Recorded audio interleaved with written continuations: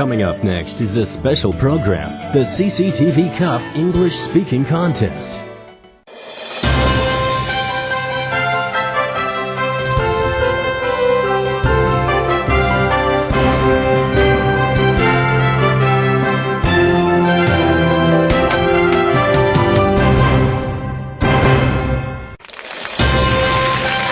Ladies and gentlemen, please welcome our hosts, Liu Xin and Ji Xiaojun.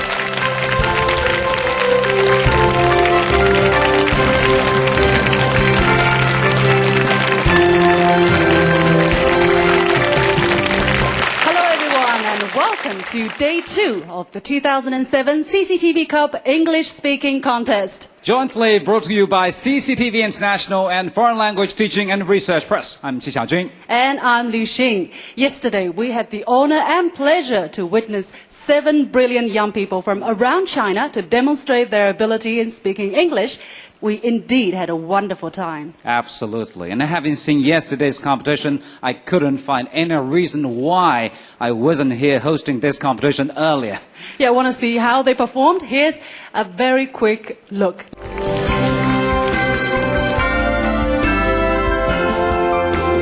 Let's do it now. I have learned to live with others together as brothers. If everyone put on a smile, even living in a tiny village, one is joyful. And it's based on the common ground. You can have discussion instead of disputes.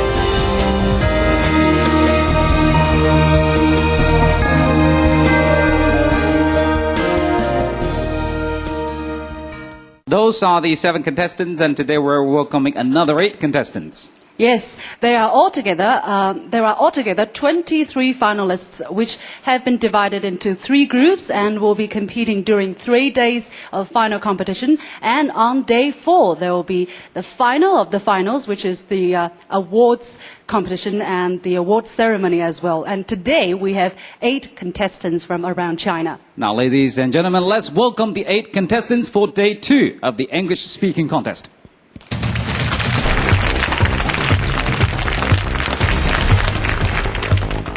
Hello everyone, I'm contestant 8, Luo Yu from Wuhan University.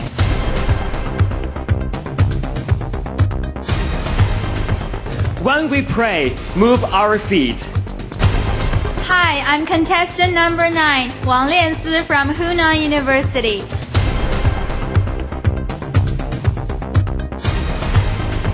I'm not afraid of tomorrow because I've seen yesterday and I love today. Thank you. I am going to create a new chapter of Xi'an's long history.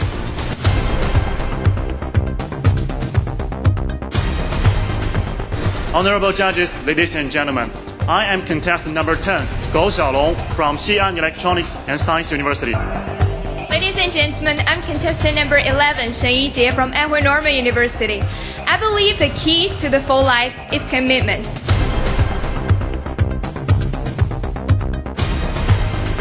Hope you enjoy my performance. Thank you. Hi everyone, I'm Yuan Shuai, literally means marshal in Chinese, coming from Nanjing Agricultural University, majoring in finance.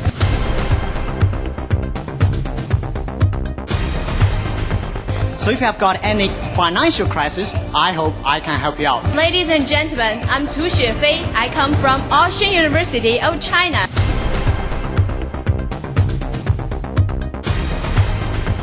I hope you can enjoy my performance today. Ladies and gentlemen, I'm contestant number 14, Xue Peng, from Kunming University of Science and Technology.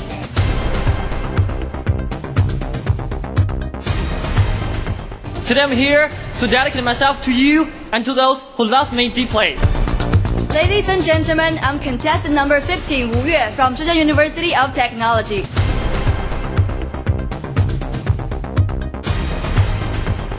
Romantic in imagination, realistic in action, I'm ready to take on the challenge. Thank you. So finally, we get to see the 8 young, brilliant people who are going to compete during day 2. They indeed look better and better by the year, but they will not be judged by their costume or their hairstyle. So what will they be judged upon? We have the rules and regulations and principles, and the judges will be following and judging the contestants' performance. Let's take a look at the big screen. Introduction to the preliminary round. In the prepared speech round, the judges will assess what impact the contestants make. That's their ability to seize and hold the audience's attention, as well as their public speaking technique and their general level of English. The question and answer round is designed to test the contestants' confidence in using English, their fluency, that's their command of vocabulary, grammar, and idiom, and their effectiveness in addressing issues. In the impromptu speech round, the contestants will be judged on the conviction they demonstrate in presenting an opinion and structuring an argument, the variety of vocabulary, idiom, and quotations they can command, and the overall impression they make with their delivery and confidence. In the debate round, the judges will be assessing the substance of the contestants' responses, their style, that's their use of examples and quotations, how they maintain their command of grammar and vocabulary under pressure, and the empathy they generate through the quickness, humor, and persuasiveness of their arguments. Principles of the judging. At each stage of the competition, the panel of judges will adhere to strict principles in assessing the contestants' performance, namely, the judging shall be conducted in a fair and objective manner. All contestants shall be given equal opportunity to respond. There shall be no bias towards any contestant. And now I would like to present the important people. The 8 contestants have to work very hard to impress the judges. They include Tally Rector, Professor at Tsinghua University. Welcome. Jiang Jiang, Deputy Director General, Department of Translation and Interpretation, Ministry of Foreign Affairs. Jiang Hongxing, Vice President of Hunan Normal University. Michael Harrow, Senior Copy Editor, CCTV International. Li Pengyi, Vice President of China Publishing Group and President Emeritus of the Foreign Language Teaching and Research Press. Cao Ri, Deputy Controller, CCTV International. Zhong Weihe, Vice President of Guangdong University of Foreign Studies. Duncan Sitwell, Professor, Central University of Nationalities. And Yang Lei, Director of English Service with China Radio International. Welcome to all of you. Welcome. And now we are going to introduce 2 commentators. We've seen 2 familiar faces here. First, Dr. Chen Xiaowei, a veteran presenter with CCTV International and now president of China.com and CDC Games. Welcome. And Stephen Lucas, Evu Baskin Professor in the Humanities at the University of Wisconsin. Welcome. 2 other essential people, the notary officers. They are actually the stars of the English-speaking contest. Because they are there to ensure the fairness and transparency of this competition.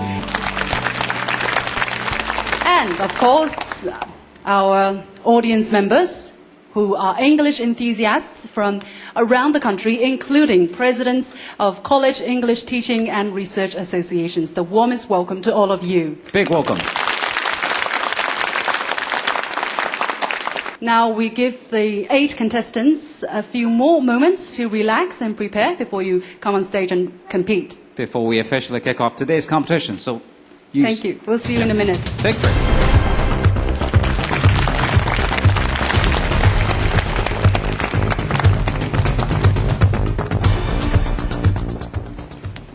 And before we start the competition for day 2, we're going to introduce another group of very important people. Yes, yesterday we've seen 3 challenges, let's say, to bring out the best of each contestant's performance. Sometimes they succeed, sometimes they fail. And sometimes the challenges become challengees. Let's see how they fare today. They are John Holden, Chairman of Shaklee China Limited.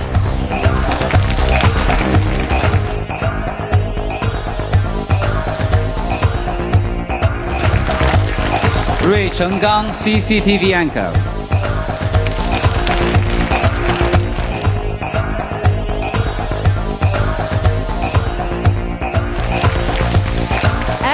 Teng Jimeng, Professor with Beijing Foreign Studies University.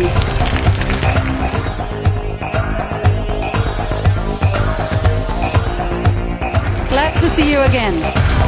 Welcome back. And actually, Professor Teng has experienced one very interesting day yesterday, and I'm sure today will be another interesting one. We're looking forward to that. Right. Well, what's the topic for today's prepared speech? Taking on my challenges. Taking on my challenges. What kind of challenges?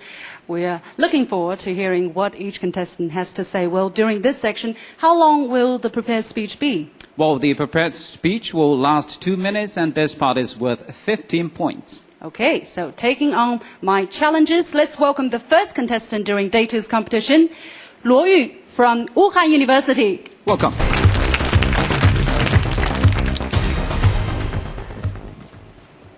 I like your suit. Did you have it specially prepared for this competition? Yes, of course. Right, Okay. This is a huge event. Are you ready to give the prepared speech? Of course. Please start. Ladies and gentlemen, 4 years ago, I took on my challenge to chase a very beautiful girl. Sneaking like a spy for the FBI, I got some first-hand information about that she liked playing guitar, and I bought her a very expensive one. On a cool and gusty night, with the fragrance of flowers permeating the air, I built up my courage to approach her. Trembling the whole time, I even forgot the lines that I prepared for so long a time. Fortunately, I remembered there had to be the reciting poem section in the last. I tried to regain my confidence to recite the poem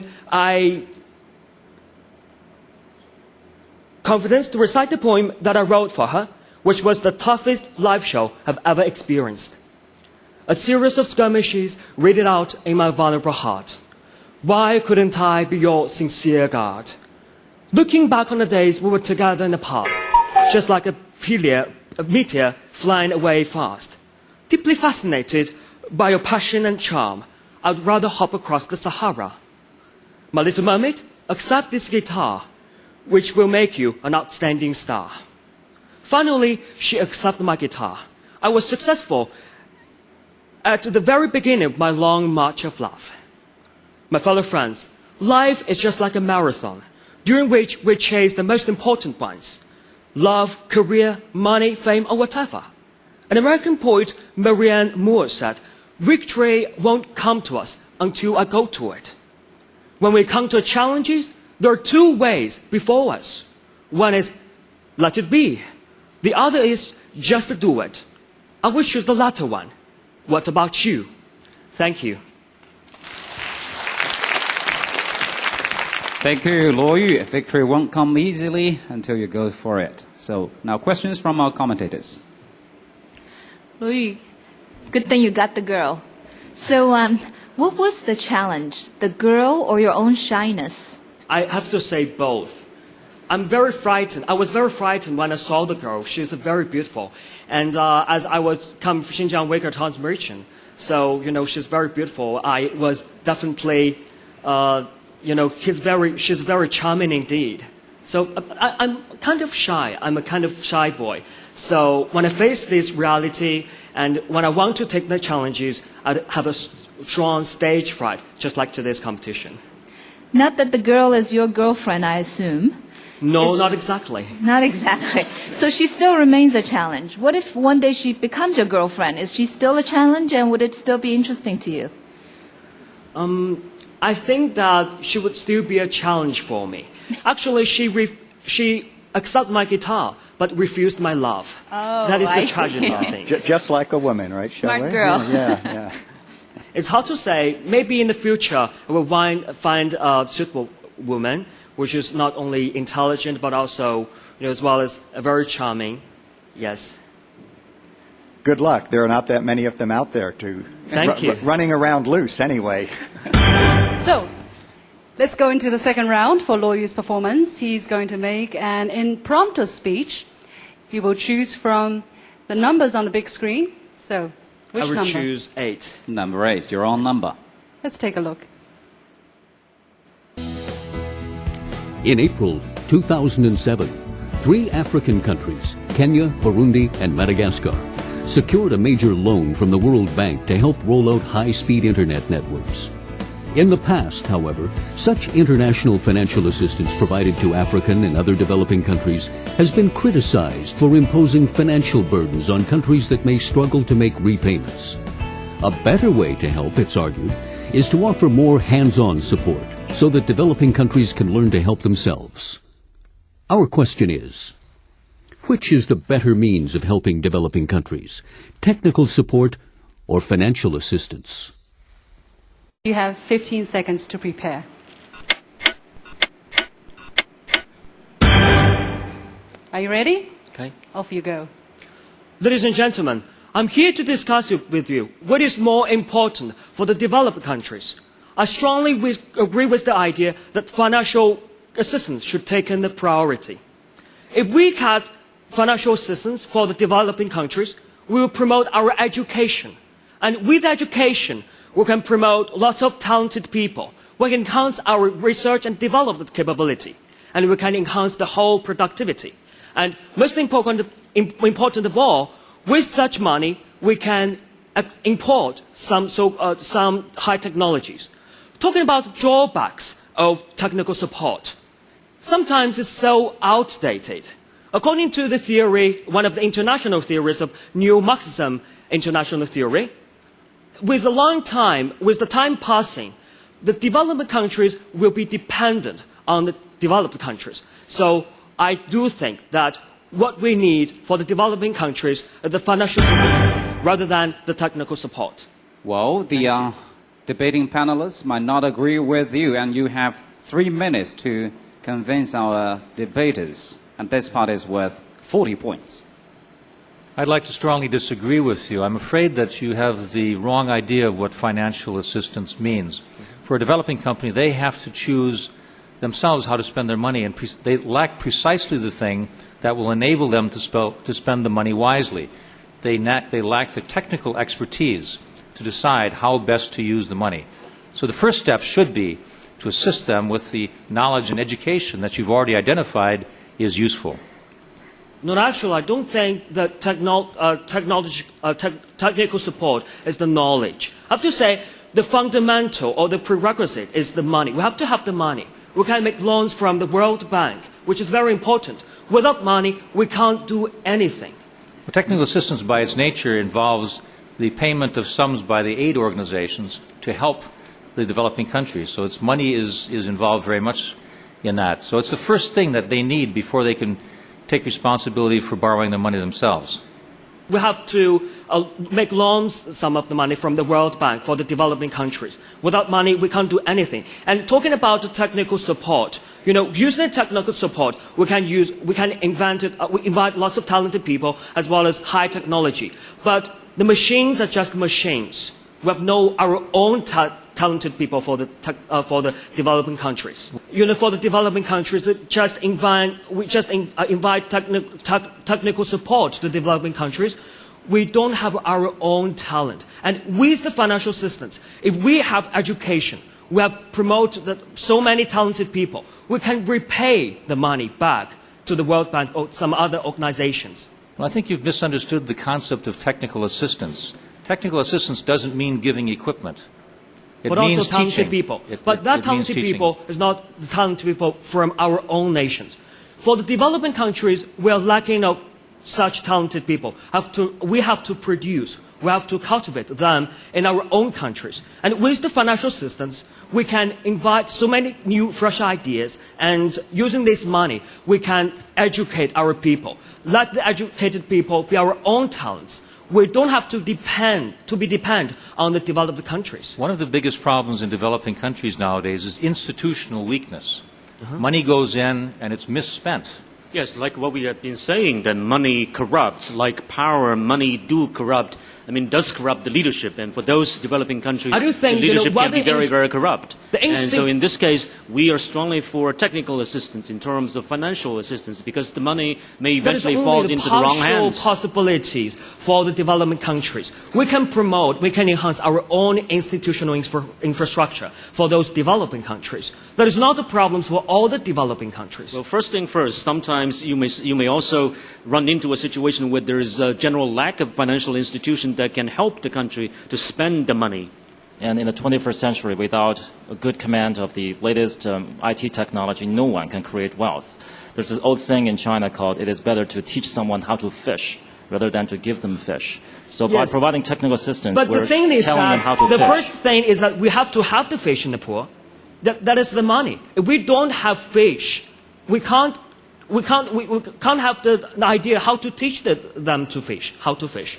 So the foundation is the money. Without money, we can't do anything. We really need talented people. We are convinced money cannot make the mayor go. We are strongly convinced that provide the technical assistance in the form of expertise, knowledge, information, and then you can really help the people. You mentioned that expertise, expertise and knowledge from other countries. What about our own countries? You've ignored your own history.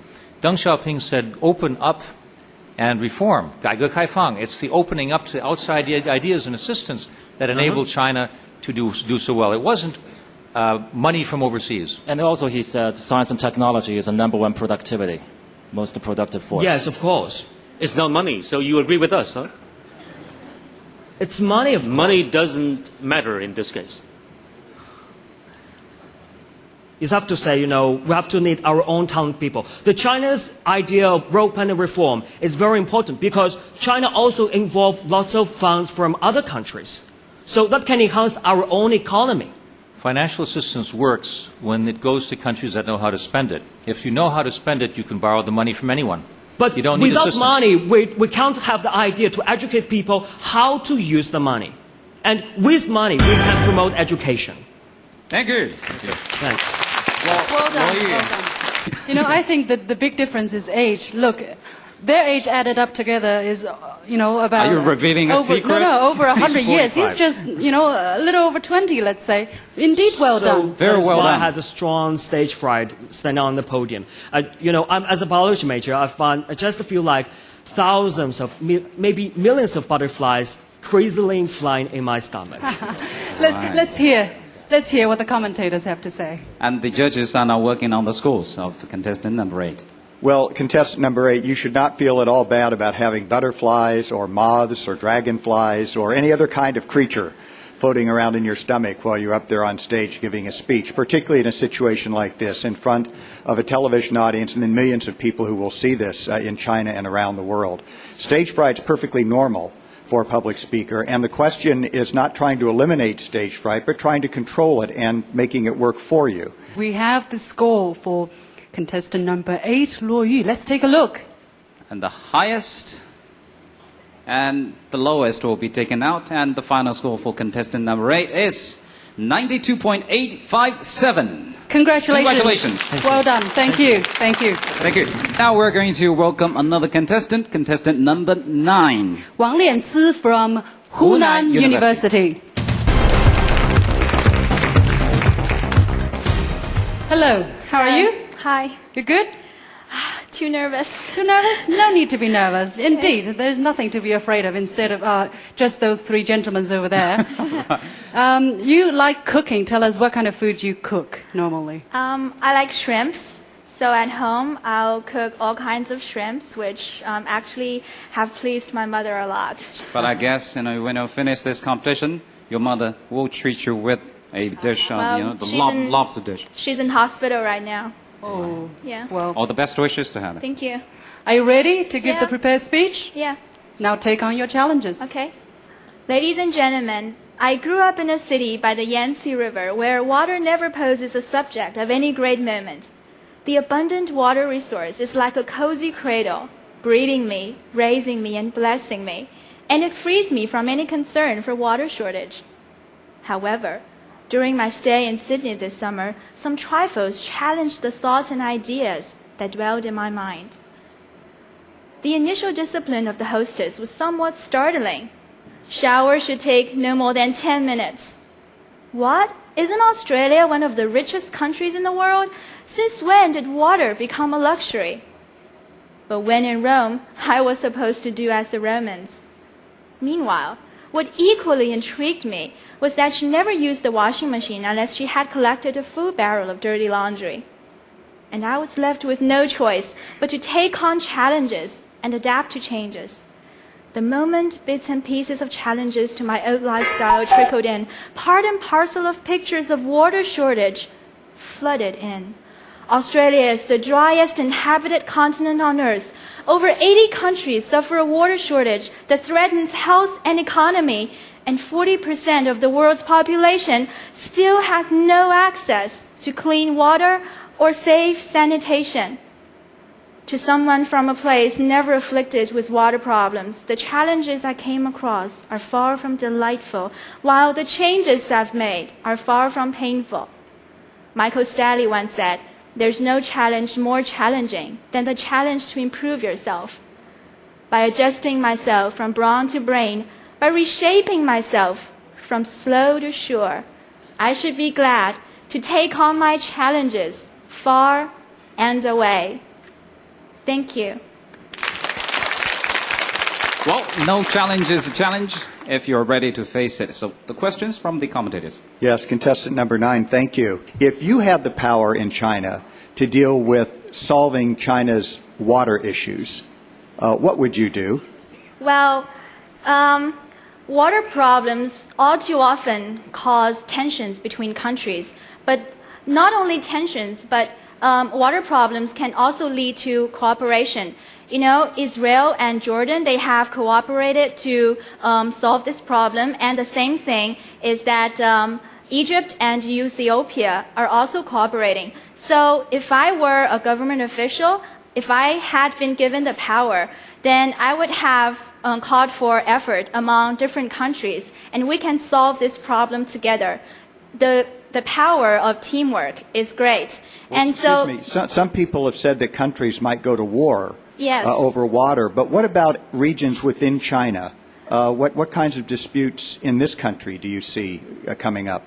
Okay, I don't know if Mr. Lucas has heard a project in China that is transferring the abundant water resources in the south to the north using a very, very large pipeline. So I think this project, although it has cost a lot, it has reached far-reaching results. And in future, it will create abundant water resources in the north as well. Thank you. Good. Thank you. Thank you.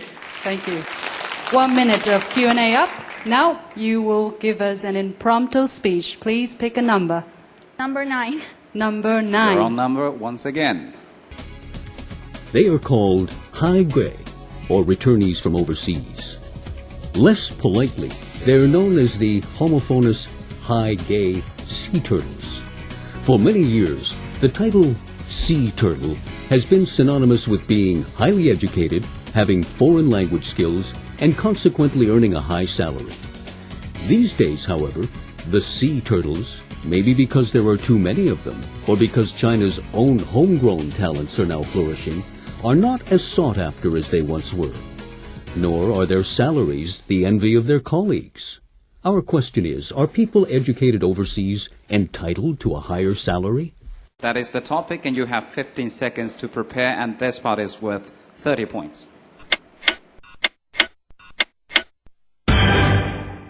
Well, my answer is no. In the first place, returnees from overseas are not necessarily superior or able. Since salary is the criterion of evaluating a person's quality, the highest salary should definitely be given to people with the most capability and not those who graduate from a foreign university with a prestigious and shining big name.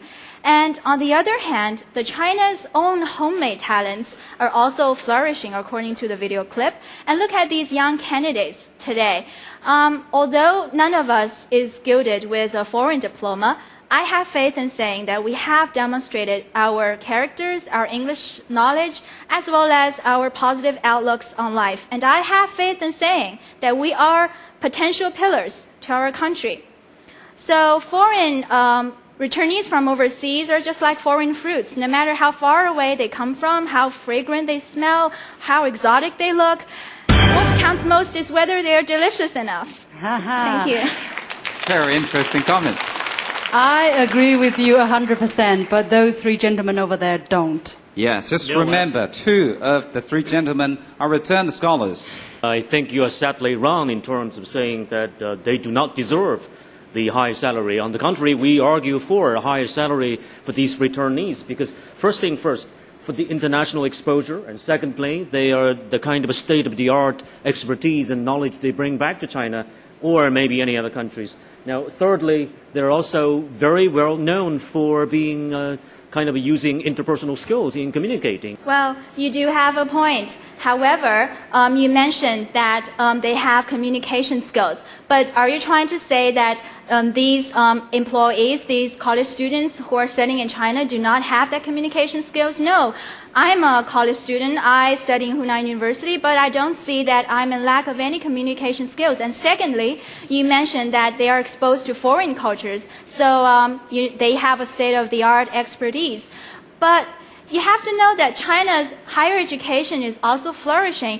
Beijing University, Tsinghua University, as well as universities in Hong Kong, they can also compete with foreign universities as well.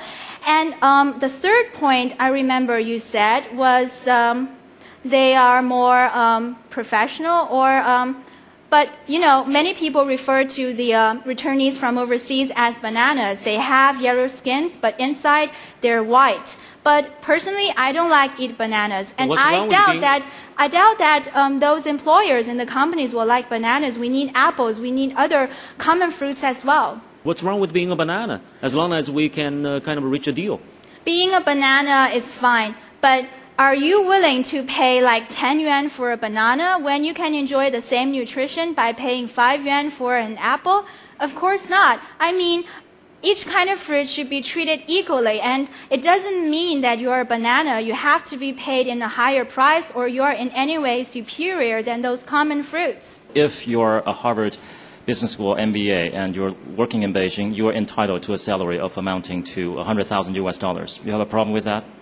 I don't have a problem with that as long as he has the ability. We're talking about whether these returnees... Then his salary will be much higher than the same MBA from Peking University and Tsinghua University. Well, I have here a very typical example for you. Does the audiences know QQ? Well, of course you do know. And the founder of the Tencent company is Ma Huateng, and he graduated from Shenzhen University. He has never been abroad, but now this brand... Irrelevant case. This is an irrelevant case. We're just talking about entrepreneurs can be very successful. That's an extreme. On average terms, people with overseas education, particularly leading schools, end up much better financially. Right. Think about Yang Lan, for example, and she actually is now the head of the corporation, a kind of multinational corporation, and she's a graduate from Columbia University. Yang Lan is very successful, but our hostess Liu Xing is also very successful. Do you remember that she has won the first prize in the international English-speaking competition? That was about 10 years ago, but at that time, she had never been abroad, but she competed with those people who have international background, and she won. What's your opinion about it? Many good students educating overseas have to, there's a very heavy student loan. That's why they have to have higher salary to pay back the student loan. They're paying a very high price for going to top schools in the world. According to my observation in Sydney, I saw a lot of Chinese students there, but I haven't seen them with any particular advantages of being an international students. They didn't work very hard. They were very rich students, so they went to Sydney, but they didn't study well. But students around me, my classmates, they've been working really hard, and I believe that in future, when they are applying for the same company, the latter, the person who had real ability can have a higher salary. Wow. Indeed, well done. Thank you very much, Lian. You know, I want to hug you, but I don't think I should do that anyway. I guess this is your favorite part, right? For today, so far. Yes, that's why I've hosted this competition so many years. Just one question out of curiosity. What is your favorite fruit? My favorite fruit... I guess not banana, right? No. grapefruit. Right. Well, to continue on the fruit analogy, you would be a pineapple in my dictionary, which is tough and piney on the outside and sweet on the inside. Thank you. That's a compliment. There are plenty of eggs sitting here. Have you ever thought about this? White on the outside and yellow on the inside. What do you think of them? Well, I think eggs are much better than bananas because eggs, they are symbols of life. They can become chickens, but bananas, they decay and you cannot eat them after a certain period.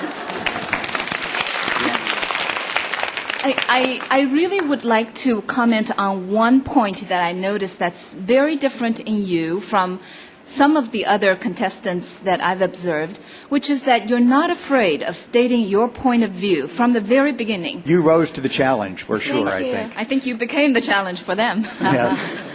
Let's see how she did. Let's take a look at her score. The highest score and the lowest score will be taken out, and the final score for contestant number 9 is 96.550. Thank you. My supporter! Let's welcome contestant number 10, Gou Xiaolong from Xidian University.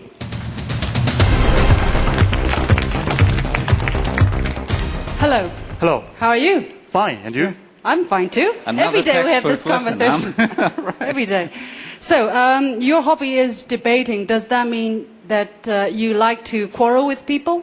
No, I think debating is fun. What I find is interesting is that when I come here to attend this contest, many contestants, I have seen them in my debate experience before. Let us start with the first prepared speech, and you have 2 minutes. Okay. Challenges change me. Ladies and gentlemen, have you ever complained the difficulties in your life to your closest friend, or once had the thought of escaping from this overpopulated, polluted planet where you always feel uneasy? People sometimes may tell me, wow, so many challenges. Life is so hard. Every day is so hard. Instead of saying that challenges are hardship, I prefer to describe the same things as opportunities. I can still remember how poor my English was when I was in my junior high school. If my teacher hadn't yelled at me at that time, I would not have gone to the balcony to read aloud, so loudly that I woke up my neighbors every morning. The result is now I speak English well. On the first day of university, the biggest challenge for everybody was the military training, which we hated the most. However, all of us stayed and finished the 20 days training and the 30 kilometers marching on a terribly hot and sunny day, which made the coming college independent life much easier. I don't need to complain at all about life when I come through all kinds of these similar experiences, because I find out that what life actually gives everybody are challenges. If I try to take on the challenges, they are opportunities. If I escape from them, they are nothing but hardship.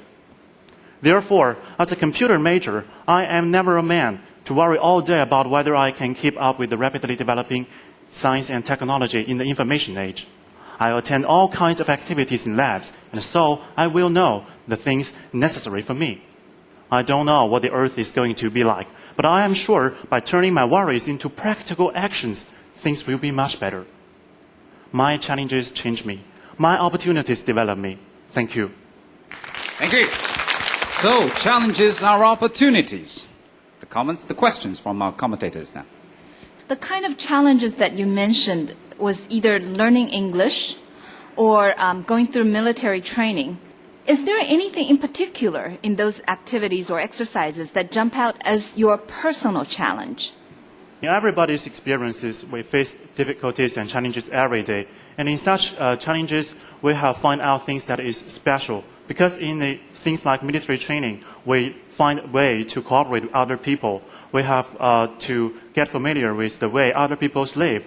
And in other challenges, like the ordinary studies, we have also, because the study burden is one of the most, the biggest concern of the university students. So in dealing with such kind of problems, we actually learn the way to deal with life. Thank you. Are there other challenges that you faced in addition to those that you'd like to share with us, since we have a little bit of time remaining? Yes, because in the first beginning of my debating experience, I was very nervous. But when I have had some experiences and learned that fake it until you make it, that is not my challenge any longer. And now I can stand here and speak to you. Thank you. Thank you. Thank you, the commentators. Next, another challenge, the impromptu speech. Let's take a look at the big screen and pick a number. I'd like to choose number 4. Right. Car manufacturing is one of China's boom industries. In Beijing alone, there are now more than 3 million vehicles on the streets. But as car numbers have grown, so the traffic congestion and the pollution have gotten noticeably worse. With a view to reducing the scale of the problem during the Olympics, Beijing has been experimenting with various ways of getting cars off the streets. For example, there was a 4-day trial period during which cars were not permitted onto the streets on alternate days, depending on whether their license plates ended with an odd or even number. Our question is, should Beijing introduce measures to reduce the number of private cars using its streets? Time is up. Xiaolong, take over. I think Beijing's government has done the right thing. Do you know that 40% of the birth defects rate has been increased in China since 2001? Do you know that 68 people died in the first 7 months of this year because of traffic accidents? And in order to solve such kind of problems, city governments must take actions to reduce the numbers of private cars on the roads. My first reason is that the environment problems in cities is going worse and worse. And the carbon dioxide and the carbon monoxide, such kind of vehicle emissions, is the main polluter of the city's air. And we have to take measures to deal with that. And my second point is about the fairness of city. We know there are 20 million people in city of Beijing, but the private cars number is only 3 million. We can't sacrifice the 20 million people's health for the 3 million people's convenience, so-called convenience. Actually, we can take a lot of measures to deal with that, just as the video has said, kind of the measures Beijing government has taken. Okay. Thank you. Thank you, Xiaolong. Now, in your viewpoint, the debaters will be against the government now. And here comes your favorite part, debating. The right way for Beijing to ease the traffic problem is to build more roads, to improve its public transportation, is for the government to introduce alternative energy, etc., etc. We should not restrict the use of private cars, and no one should deprive any Chinese citizen the right of buying vehicles. Thank you. And I want to answer this question first, from the first point is about whether we are discussing about the situations, particularly in Olympics. I think what the government has done will benefit or do harm to the Olympic Games. But whatever we've done, those who suffers or who benefits are the people of the city. So what kind of, no matter what kinds of policy we have, who pays the people, who benefits are the people of Beijing. So I think actually we are discussing the quality of people living in Beijing. And second point is that actually I do believe my opponent has said that we should develop the public transportation. We should do such kind of things. But meanwhile, we should also decrease the numbers of the private cars on the roads. And I think that is not contradictory because that is what we have done. Thank you. That will only encourage people to buy more cars because all the rich people are getting increasingly wealthy in China. If you implement odd number, even number, all the rich people will buy 2 cars, so end up having more cars than before. So it defeats the whole purpose. Thank you. Actually, we are not discussing only this method, but such kind of methods. We can learn from the other countries that we can have a higher parking fees for the cars. We can have a higher registration fees for the cars. What we can do is to have the numbers of private car decreased first, and then we go to contribute our public transportation system at the same time. I'm very troubled by your comment that you have 20 million residents and 3 million cars, therefore we should reduce the number of cars. Should we keep people down in order to make everybody feel more equal? That is not my point. What we are doing, the comparison here, is not because of the luxury goods. It's the people's quality, it's their health. These things are the government's biggest concern. Government can ignore whether someone has bad luxury, but government cannot ignore the people's health, the equality of the people's life. I own a car, I pay the taxes, I have the right to use the streets. You are depriving the right of me, actually to use the streets. If you say that I have the right to use my car, yes, that is the concern of human right. But we can make a comparison here. The human right, which is bigger, the 20 million people's health all the 3 million people's convenience. And if we can make a wild guess, we allow those people to run their cars in the morning. But what will they suffer is that they will meet a lot of traffic congestion. So actually, there is no convenience for them. They are paying a lot to get the so-called convenience. So we must take actions to solve this problem right now, right here. You're not answering our questions. We're not talking about a health issue. We're talking about what is the more effective way to manage China's traffic problem. We are not choosing which one of them is better. We are discussing whether this kind of methods is good or not. And I think I have given out the benefits of such kind of measures. The first is that we must solve the current problems, is that the conjunction, the traffic problems, and the environment problems in the city. And second is that we should take other actions, such as plant more trees, such as develop our public traffic educations as a green public traffic educations at the same time. So that is what we are discussing today. Thank you. I have one more point. You're addressing the wrong kind of vehicles. It's the trucks that produce most of the pollution. You are not vote for me. You are vote for the people's health in Beijing. Thank you, Xiaolong. Thank you. Thank you. Now, commentators, please take over. One thing I did notice is that Xiaolong, having your college major is software engineering. Yes. And you debate very much like a software engineer. Yeah. You're very logical. You debate your points, code by code and line by line. And it was, I was looking at your college major as I was listening to your debate. And very soft-spoken, very clear, very good articulation, good speaking. Now we have the scores for contestant number 10. The highest score and the lowest score will be taken out. And his score is 94.371. Congratulations. Thank you. Thank you, Xiaolong. And now, ladies and gentlemen, we're going to welcome contestant number 11, Shen Yijie. Now, here comes your part. Prepared speech. Are you ready? Yes, I'm ready. Please start. Many say the most successful people in the world are T-shaped people. So what does a T-shaped person mean? The horizontal line of the T symbolizes extensive knowledge in a variety of fields, while the vertical line of the T symbolizes the depth of knowledge in one's own expertise. But am I this kind of person yet? Can I master principles of economics while giving a persuasive speech? Can I paint a great piece of art while writing a good essay? Not that I can see. Yet, it's the goal I'm pursuing, and it's the challenge I'm taking on. There are many great T-shaped people in history, like Leonardo da Vinci, who was not only a great artist, but also a scientist and inventor, and Dr. Sun Yat-sen, who was not only a political revolutionary, but also a medical doctor. However, I prefer role models who are closer to home. Unfortunately, I have a cousin who serves as a great example for me. In college, she studied advertising, deepening her understanding of this art of persuasion. But after graduation, she expanded her talents by analyzing data for her marketing job. And in addition, she broadened her skills at communicating with people, understanding others' interests in an easygoing manner. So to meet the challenge of a T-shaped person, I'm learning from cousin.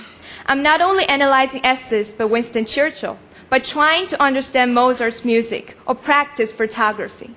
It may not be much, but it's a good start.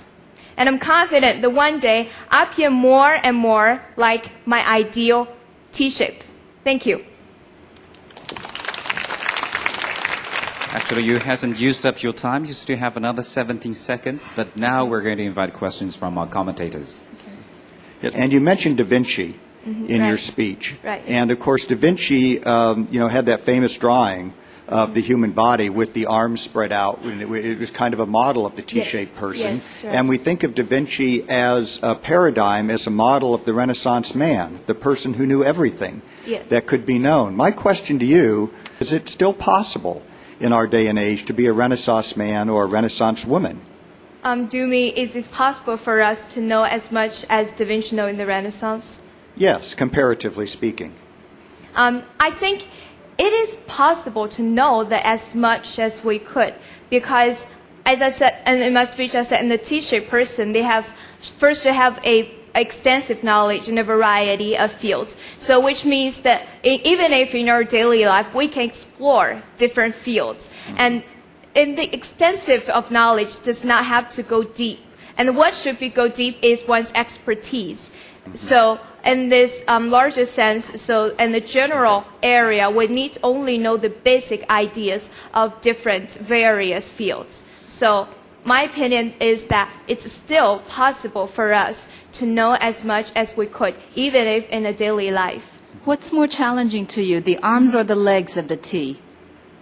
Arms of... What's more challenging to you, the arms or the legs of the T?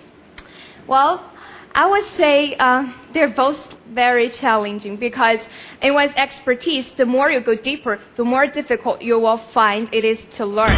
And the more challenges you will find the depth of knowledge.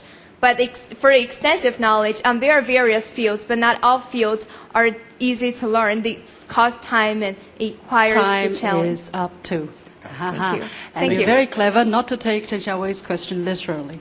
Now you have the chance to give your impromptu speech. Now let's pick a number. Number 0. Number 0. Okay. Let's see. Video games that are all too realistic. Explicit love songs by teenage idols. And films that no longer shy away from issues of death and violence, all aimed at children and seemingly designed to rob them of their innocence. It's a state of affairs that's deplored by some, who believe childhood innocence is something precious that should be preserved for as long as possible. But that's irresponsible, goes the counter-argument. Only children who understand the harsh realities of the world can deal with them. Our question is, are children today growing up too fast? Are children today growing up too fast? Can they? Anyway, 15 seconds to prepare. Don't speak yet. And time is up. Please start. My answer to the question is yes. I think children today are growing up too fast. But I believe this question is more about children's education than just about innocence. But first, I want to tell you my criteria. My criteria is what is the best for children's education and development. And my first point is that experience is the best educator. Children learn harsh realities from their experience, and only in the experience, they suffer, and even if they fail, they help build up their characters. And my second point is that innocence for children is treasure for them to develop, because childhood children has the least responsibilities, and they have more time to develop, to have dreams. And my third point is that TV and films and video games, etc., they are not appropriate education tools for children. And for children, because TV shows both the good and evil things, the glamorous things, but children do not have the ability to judge.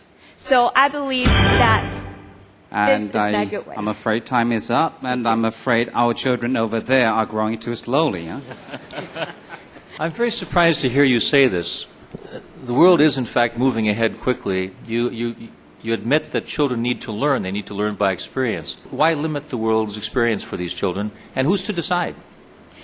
Why the limit the screen for children is because the children do not have ability to judge. We do not know what we show to children is appropriate for their age. What if it's too much, the children may not be able to learn, and they may even destroy them. About who's to decide it, I think children should have appropriate guidance in their childhood. And this should be the parents' role and the school's role to do that instead of TV and films. I just want to follow up on John's comment. Your assumption is wrong. Children are growing fast, because if you're saying children are growing up too fast, you're assuming the world is not changing, but the world is growing as well.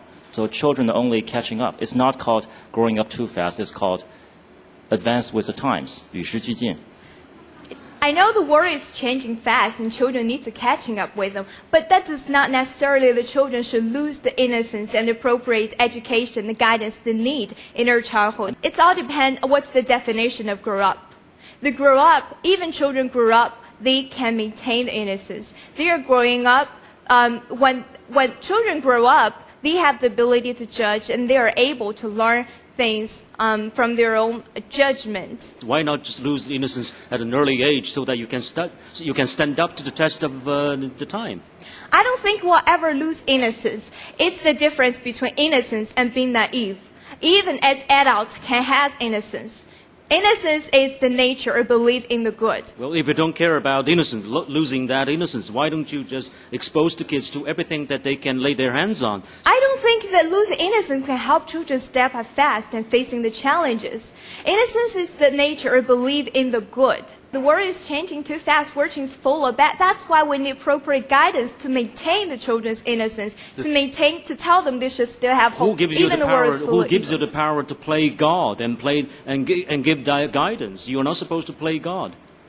Yeah, but for children, the guidance should be given by parents, by the appropriate and formal schooling. What is the evidence that they're growing up too fast? Did you grow up too fast? Are your classmates, did they grow up too fast? Is there a problem with your generation in China that demonstrates that they have grown up too fast? I can tell you a story of my cousin. She's right now in high school, but in his junior high, she actually started to write a novel that she thought was great and put it on the internet. I mean, in his novel, he did not use the regular Chinese, and he used the so-called the E language, a language I did not understand. And the language, well, first, is not appropriate for a novel, and the second, that the language is not for That's children. not growing up too fast. That's just what young people should do, exploring all different possibilities in life. Because before they learn the subculture, they should firstly learn the basic cultures, the main cultures. And for the story in my cousin, that she did not really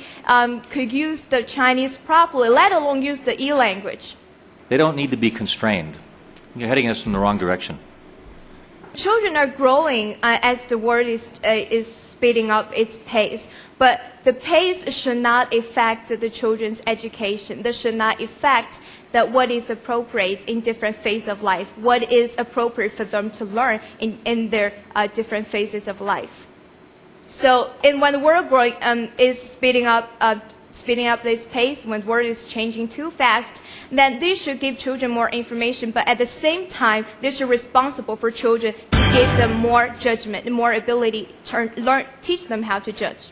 Thank you. Thank you. Thank you very much, Shen Yijie. You know, I think it is indeed very difficult for a young lady like she is to stand up against three very intimidating gentlemen. In that sense, I think next year, we should change the rule and just have one debating panelist. What do you think? One against one. Why not? Because I feel a lot of sympathy for her.